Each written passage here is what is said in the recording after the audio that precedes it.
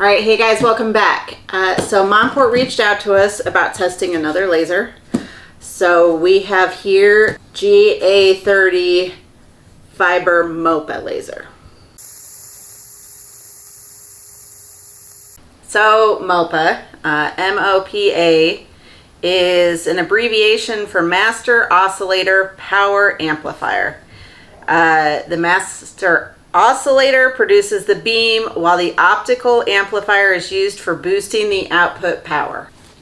Okay, so part of what that means is we should be able to do some coloring with this laser. We'll find out. We'll find out. So this is how it got shipped to us in this box, and we're gonna open it up. All right, so it's in this nice box.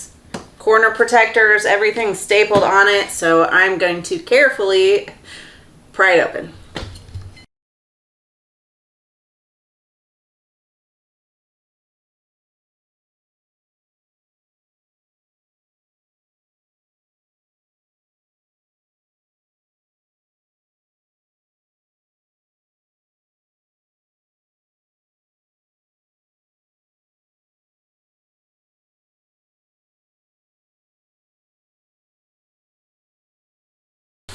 All right, lots of foam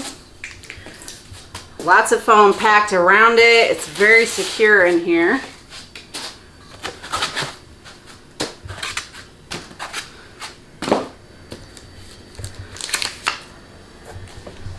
User manual, very helpful. I don't know what this is. Test data.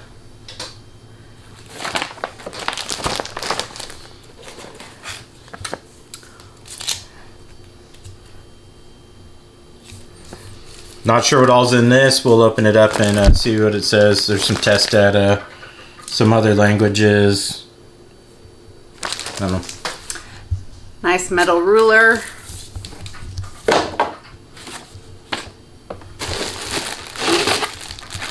Cords, some Allen wrenches.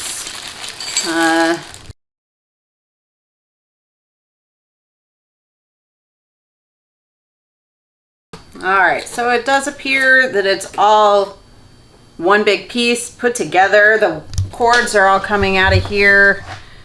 So we'll have to stand it up and maybe put it together a little bit before trying to get it out of the box. All right, so ruler.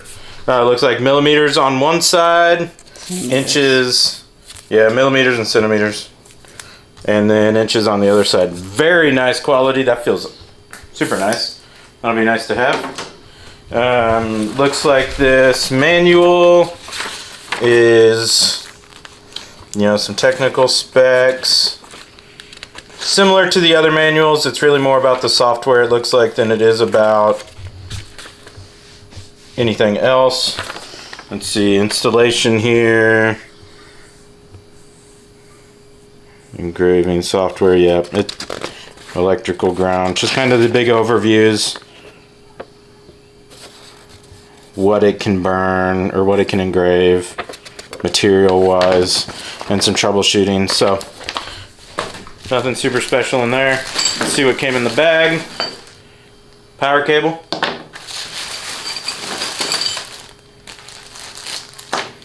Your pretty standard USB. Yep, probably for the machine and then the computer side. A few different, okay, 2 thumb screws and 4 Allen screws. I'm assuming that's for the base, or the arm that goes on the base. Really nice set of Allen wrenches. A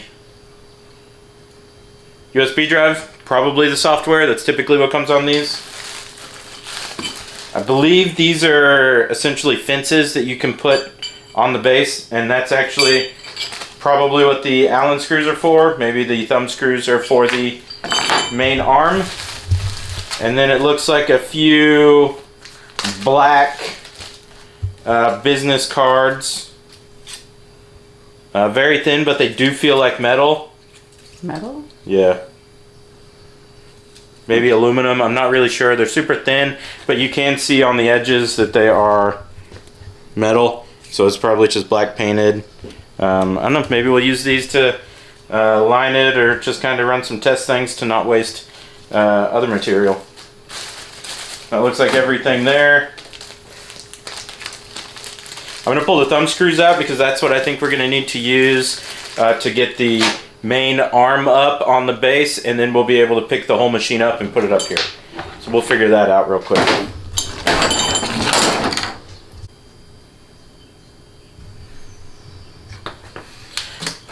Alright, I'm going to stand the arm up.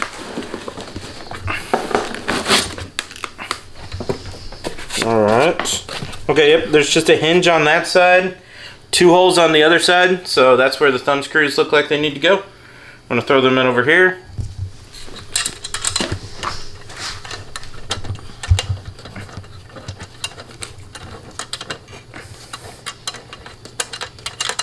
If I can get them to start.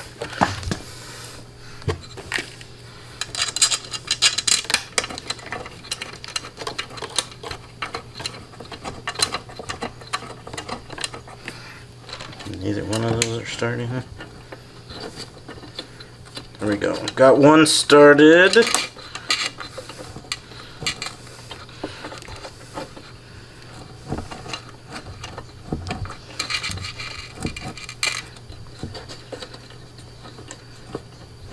Okay, those are both started, but they're pretty hard to tighten. I'm going to grab a screwdriver.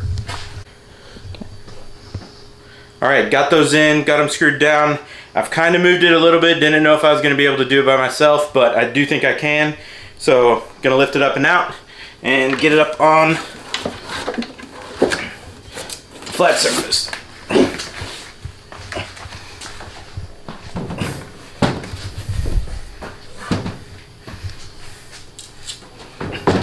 Alright, and that's what it looks like outside of the box. So let's take a look at the front.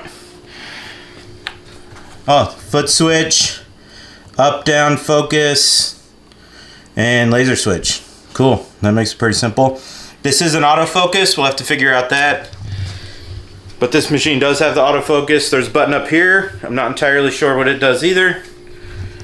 We'll have to look through any kind of manuals we can for that. Looks like this is a manual up and down for the focus. And there is supposed to be a way for this entire machine to swing out so that it could burn on something bigger than what fits here. Another thing we'll have to figure out. And then the back here, it looks like we have a few different. So we've got a USB attached, which we've got the USB for it. We've got the power button, and then this is for a rotary attachment. So it's very nice that it's labeled what everything is, for the most part. Do have to figure out what the button up here is for, as well as what all the buttons are here for, but that is it unboxed. I do want to get the power plugged in, and we'll make sure that it'll fire. Alright, kind of looking over this after going through it and finding different, tightening up the screws, moving it around to where we can get a good view of it and looking it over. This actually does have a lens cap on it. We were looking at this right here where it's telling us the distance between the engraving plane and the calibration line, 324 millimeters.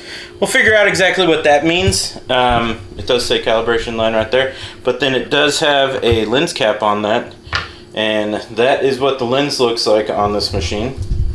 I do also want to tell you that this right here is very important. These are fiber optic lines in it, so they're very thin glass. That's what allows so much more power to go through there. There's not mirrors in this like there are in the regular lasers. There might be one in here that oscillates, not 100% sure, but for the most part, the power is getting there via the fiber optics. So we want to get this plugged in and see what it does. Alright, we've got it plugged in. I'm going to turn it on. I'm not exactly sure what it's going to do, so we do have safety glasses. Not even sure if green ones are the right ones for this, but that's what we have for now. It didn't come with any, so we'll start with that. Switch on the back I'm going to turn on.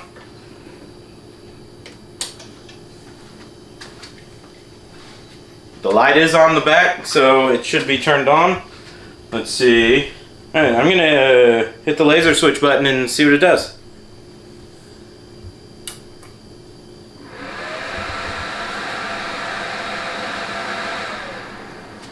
Okay, that definitely came on. See, up and down.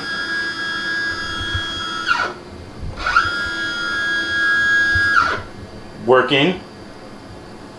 Up and down both work, so what about focus? Let me put...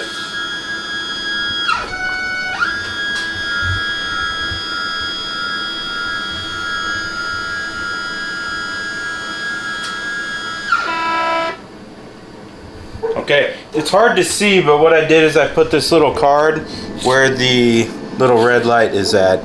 So I'm assuming that it focused it to that. See if the foot switch does anything. Nothing there. I assume that you should actually have a foot switch for that. Yeah. So that is... Okay, so that turns it on and off. Okay, I'm going to turn it back off here.